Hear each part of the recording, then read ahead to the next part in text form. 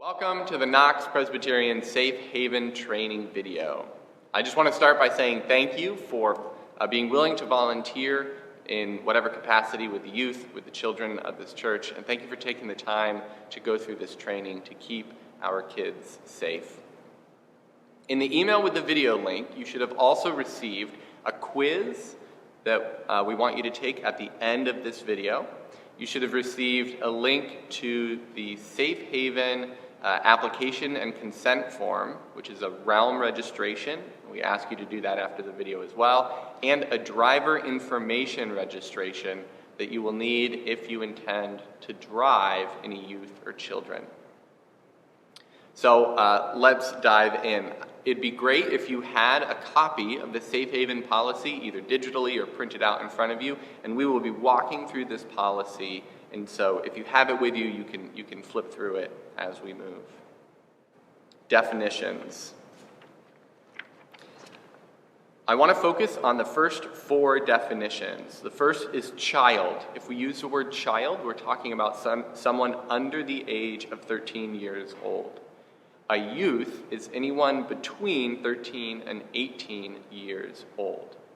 A minor is everyone under the age of 18, and an adult is anyone 18 years old or older. We are very careful with our word choice for those four words throughout this whole document, so please do note the differences between child, youth, minor, and adult. Screening procedures. You are watching the Safe Haven training video because you want to work with the children or youth of Knox. If you are a staff or volunteer under the age of 18, you are expected to complete this training, the quiz, and the consent and application, with the exclusion of the background check. If you are over the age of 18, that background check is also included in the training. For this process, this training is completed every 3 years. After your training has completed, you will receive an email from trusted employees with a link to complete that background check. Sometimes this link can go to your spam, so we encourage you to please be on that lookout for that email within the week of completing your training. Supervision and personal interaction guidelines. Ratios. Ratios are really important for our Safe Haven program. The ratios are the ratios between children and adults, and they change based off of the age of the children. So you can see that if you are with a child who is 0 to 24 months old, the maximum number of those 0 to 24 month olds that you can have per one adult is 5 to 1. If they are between 2 and 3 years old, the ratio is 8 to 1. Once the children hit 4 years old, all the way through being 18, the ratio changes to 10 to 1. So for every 10 students, you need at least one adult. However, you will see under notes on staffing, all events should have a minimum of 2 volunteers present. So if you have an event that only has 8, say, 6th graders, you still need 2 adults. And so those 2 adults can watch over a group of up to 20. Once your group becomes 21, say 6th graders, then you would need 3 adults. Minor security policies. The program leader should arrive for a scheduled activity before that start of the activity. At no time should minors be dropped off in a classroom without responsible adults present. When it comes to drop-off and pickup, it varies by the ages of the children. Children in nursery and childcare, we require that a parent or guardian does sign that child in, leaves the appropriate information, including a cell phone number, and at the time for pickup, can sign that child out. We ask for your cell phone number so that we can make sure we have a way to contact you if any issue arises. When it comes to children in grades 2 and younger but are not in childcare, we still also require that the parent or guardian signs that child out when it comes time to pick up, just to make sure that those children get to the place that they need to be with the appropriate people. We know at times it may be easier to send your eldest child up to pick up the child, but we do ask that parents go and sign the child out. If children are in grades 3 and older, they are allowed to be released at the time the event is finished. We do not require that they are signed out at that time. Our Children's Day Out program has their own appropriate procedures for sign-in and sign-out and drop-off. So when you are, as a parent, coming to those events, they have appropriate procedures and those will be communicated. If you are a CDO staff member, this has probably been gone over already in your staff trainings. The exception comes in if a child is going home with somebody else. We ask for written permission for this, again, so that we can make sure the children get to where they need to be at the appropriate time. This written request needs to go to the program leader of that event so that they can communicate with whatever leaders need to know that that child will be going home with somebody else. Adult-minor interaction. As you, as an adult, are spending time with minors, there may be moments where there is only a few children in a room with you as the adult. We ask that all these interactions, all of the moments that you spend with children, are spent in view of other people. So that means leaving classroom doors open. All of our classroom doors have windows on them for this very reason. We want any of these interactions to be in view of other people. Occasionally, pastors or directors of ministry will need to have one-on-one conversations with minors, and this is permitted, and these individuals, directors, and especially pastors have additional training to ensure that they are safe and the minor is safe during these interactions. All non-pastors and all non-directors are expected to do their best to avoid those sorts of one-on-one interactions that are not in plain view of other people. And you'll notice we've added this line, this includes electronic interactions. The idea here is, just as all of the time that you spend with a minor needs to be in public view of other people, we want you to think of your electronic interactions as being in view of other people as well. That means if you're going to send a text, don't send a private text just to one student. Send a group message or include that child's parents. That means avoid any applications in which a message is immediately deleted. Don't send a message that then disappears so that we have no trace or record of that message. We want your interactions in email or in texting or in direct messaging to be just as visible as your real-life interactions with the students are. Diaper changing and bathroom needs. When it comes to diaper changing, we know that this may happen when it comes to the child being in your care. 2 caregivers must be in the room for this to happen, and diaper changing must take place in full view of others. Children in the bathroom. This varies for children of all ages, so please pay attention to the age levels that you work with.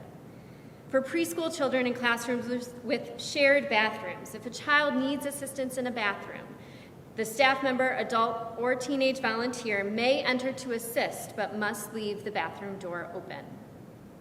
For preschool children in rooms without bathrooms, staff, adult, or teenage volunteers will escort a group of children, never just one, to the bathroom.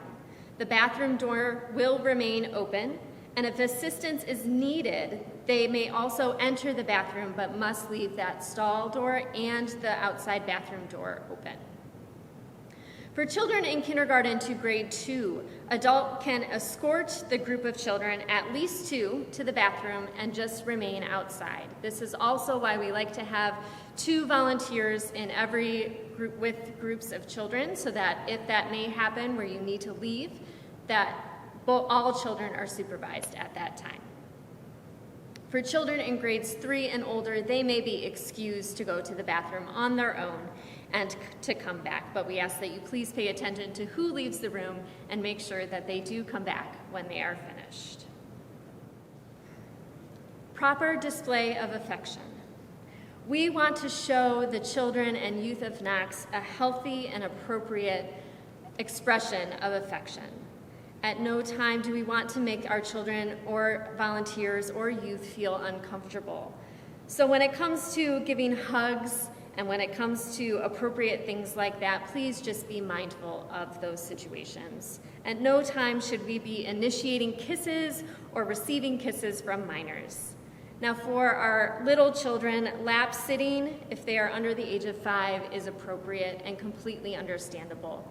If you have children that are older than that but still want to sit in your lap, you can always encourage them to cuddle up close and sit close to you instead of on your lap. Transporting minors. All drivers must be at least 25 years old. And if you're going to drive, you need to have completed the driver information form, which you should have received in the email with this video link. And that also includes sending to the office a valid driver's license and proof of insurance. You can send this in an email. If you're not comfortable sending it in an email, you can upload it to like Google Drive or Dropbox and then share it. Or you can simply come into the office, scan it, and leave a copy with the office director. We do require the same ratio in vehicles that we require in all other circumstances, which means there must be at least 2 adults in every vehicle that is transporting minors. So a driver and then another adult, 18 or older, in order to transport minors. At no time is there to be 1 adult and 1 minor in a vehicle together. Disaster responses. We have appropriate procedures in place for different disaster responses. When you get into your rooms, please make sure that you look around. There are maps that should be located in there with the appropriate routes to get outside if there were to be a fire. If there was a fire, we ask that you line up the children or youth in a line, remain calm, and get them outside as quickly and calmly as possible. Please make sure you take attendance when you get outside. Make sure that you have everybody that you are supposed to have. If you have small children that you are trying to take care of, make sure you put a volunteer at the beginning of the line and the end of the line. That way you can make sure to control the kiddos as you get yourself outside. When it comes to a tornado, upstairs rooms should remain and move downstairs to the sanctuary rooms or the basement. If you are in the high school space, you will remain there until an all clear is given. If we were to have a lockdown here at the church, you should have keys provided to you if you are Sunday school teachers, and they should have been given to you so that you know how to lock the rooms if you were to need to do so. You are to remain out of sight of the windows. You may block the windows and doors if that is needed. There are also phone lists for any situation. There are phone lists next to the phones in the rooms. An all-call emergency broadcast can be done, and that number is listed on the form, which is 799, and that will broadcast through all the speakers. We hope and pray we never have to have any of these situations here, but those are the procedures in place if we were to have anything happen. Discipline. All interactions regarding discipline need to carefully consider a minor's dignity and fragile life. Gentleness, respect, and understanding must guide all actions and words. Physical discipline is never to be used. No one will ever spank, hit, grab, shake, or otherwise use physical discipline on a minor. In the event of one minor harming or threatening to harm another person or themselves, adults may use appropriate physical restraint in proportion to the threat.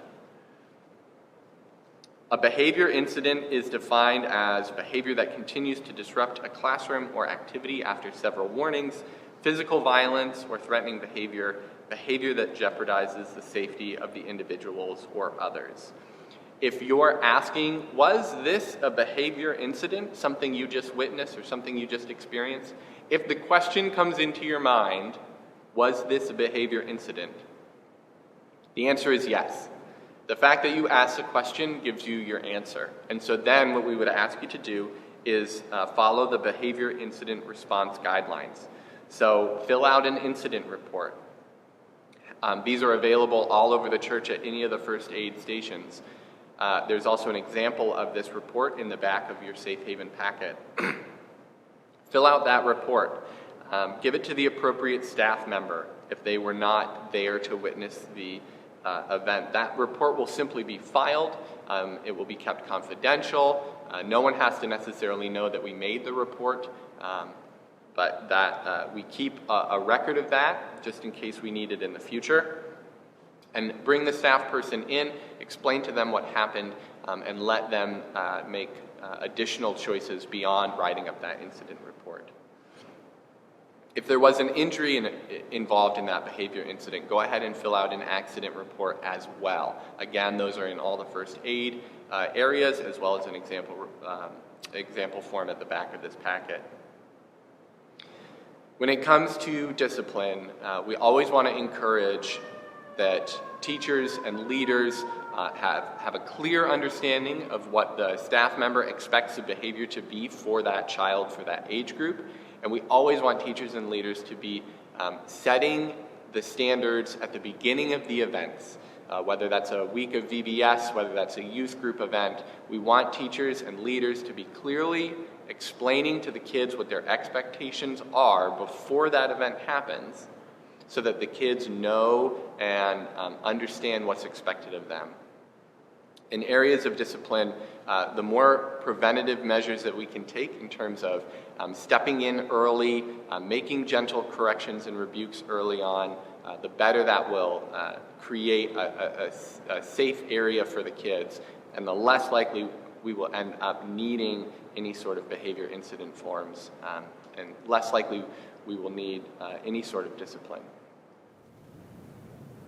Accident and illness response.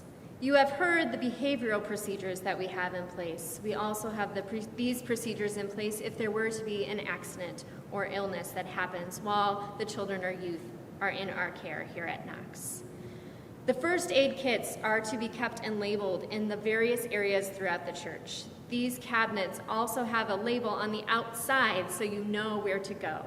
In this space, you will find a first aid binder that has a copy of our Safe Haven protection policy, as well as the behavior forms, the accident illness response forms, and the mandated reporter forms. These first aid kits are located in the large kitchen, the staff kitchen, the kitchen in the middle school area, the kitchen in the senior high space, the staff workroom, the maintenance office, volunteer space, the parlor, the coffee bar, and the Sunday school supply room.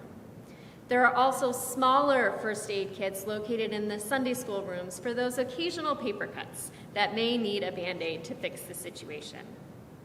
These first aid kits are checked by the Children and Family Ministry Council once a month, so we make sure that they are fully stocked in any situation. In the event of an injury or illness requiring medical attention, emergency and non-emergency, we ask that an accident report is to be completed by the program leader. These forms, again, are located in those first aid areas, and a parent or guardian is to be contacted. If there were a medical emergency where 911 needs to be called, the minor is to be monitored by an adult at all times. The parent and guardian is to be contacted, and if that parent or guardian is not present at the event, the program leader is to consult the minor's registration for medical and insurance information. They will also assign an adult known to the program leader to take over so the program leader can escort that child to the hospital if that is needed. Response to suspected abuse or neglect. Any staff member or volunteer having knowledge of an incident of suspected abuse or neglect shall report the incident to a program leader or director as soon as appropriate. We have suspected child abuse incident report forms. These are to be completed by staff with the assistance of the volunteer who has knowledge of an incident of suspected child abuse. These forms are in the first aid areas. If you, as a volunteer, have reason to suspect abuse or neglect, you must go to a staff member to fill out this form. You can go to the director of the program, Or if they are involved in the abuse or neglect, you can go to the head of staff or to the office director. You then fill out those forms, and that staff person who you are working with will then carry that report to its next steps. The elder of session responsible for that program will be involved, and the head of staff will be involved if they haven't yet been involved. The person making the initial report and or the supervising staff person are not to conduct an investigation of the incident. Your job is not to find out exactly what happened. Your job is to make sure that the child is safe in that moment.